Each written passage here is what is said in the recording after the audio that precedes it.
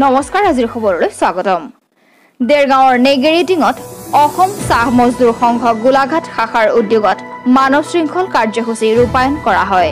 দৈনিক মজুৰি ৩৫১ টকা কৰা আদিকে ধৰি বিভিন্ন সমস্যা সমাধানৰ দাবীত এই মানৱ শৃংখল কাৰ্যসূচী সম্পন্ন কৰা হয়।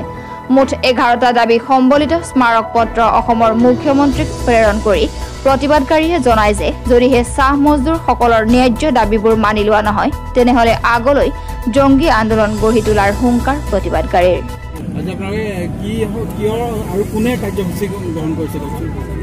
অসম চাহ মজদুৰ সংঘ কেন্দ্ৰীয় সংঘৰ নিৰ্দেশ মৰ্মে আজি সমগ্ৰ অসমত আজি আমি শ্ৰমিকৰ যিটো ৩৫১ টকা হাজিৰা বৃদ্ধি অসম চৰকাৰে তেওঁলোকে আজি যি হাজিৰা বৃদ্ধিৰ যি প্ৰতিশ্ৰুতি দিছিল যোৱা নিৰ্বাচনৰ আগে আগে তেওঁলোকে কৈছিল যে আমি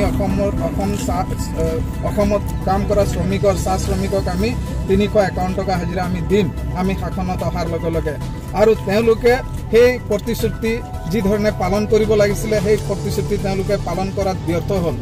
আৰু তেওঁলোকে যিটো চুক্তি আগত অসম চাহ মজদুৰ সংঘ আৰু CCPৰ লগত যিটো চুক্তি হৈছিল তেওঁলোকে কি কৰিলে এই চুক্তিখন তেওঁলোকে শ্ৰমিকৰ যিটো হাজিৰা বৃদ্ধিৰ ক্ষমতাটো তেওঁলোকে নিজৰ হাতত লৈ গ'ল আৰু ক'লে যে চৰকাৰে আমি মানে হাজিৰা বৃদ্ধি কৰাৰ যিটো আমি প্ৰক্ৰিয়া আমি চৰকাৰে নিজেই কৰিব। কিন্তু আজি তেওঁলোকে সেই প্ৰক্ৰিয়াটো লোৱাৰ পিছতো শ্ৰমিকৰ হাজিৰাটো বৃদ্ধি নকৰিলে।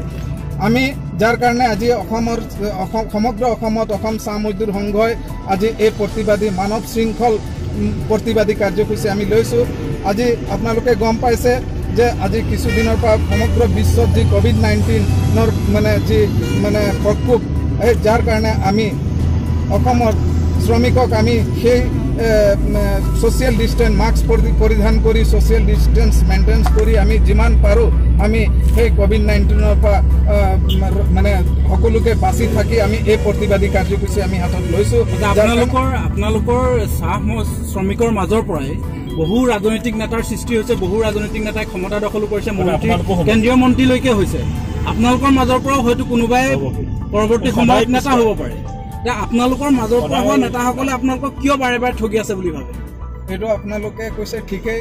আজি আমাৰ মাজৰ পৰা বহুত কেন্দ্ৰীয় মন্ত্ৰীলৈকে গৈছে। আজি ৰামেশ্বৰ তেলীয়ে হওক, পল্লৱ লোচন দাসেই হওক, তেওঁলোকে আমাৰ মাজত থাকোঁতে তেওঁলোকে আমাক কৈছিল যে আমি শাসনত অহাৰ লগে লগে আমি তাত মাত মাতিম। কিন্তু আজি কামাখ্যা প্ৰসাদ তাছাকে ধৰি বিভিন্ন নেতাসকলে আজি কোনো ধৰণৰ মাত মতা নাই।